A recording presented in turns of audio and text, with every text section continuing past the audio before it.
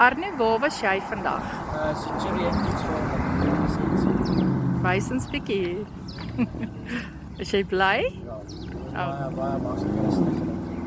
Okay, sê gou vir my, wat kan jy vir ons bietjie vertel van jou toets? Hoe was jou parkerings? Hoe was jou pad gewees? Parkerings was maklik geweest. Ek het 'n paar foute gemaak daar, maar nie niks te groot nie. En die pad was Hoeveel punte het jy verloor op ek die het 8 punte daar verloor. En Okay. dan by die pad gedeelte waar ons uitvat op die pad het ek 35 punte verloor. Wat nie te veel is nie. So ek dink ek het goed gedoen. So is maklik. Okay. Was jy toetsbeampte? Rustig gewees? Ja, die is rustig. Ek het daar deel gedoen, my deel gedoen. So is dit goed gegaan. Alright.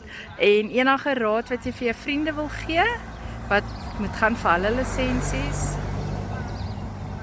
Maak seker jy luister vir jou instrukteur as hulle sê dis belangrik. Dan is dit belangrik. Ons sê baie geluk en veilig ry met jou eie karretjie, hoor. Baie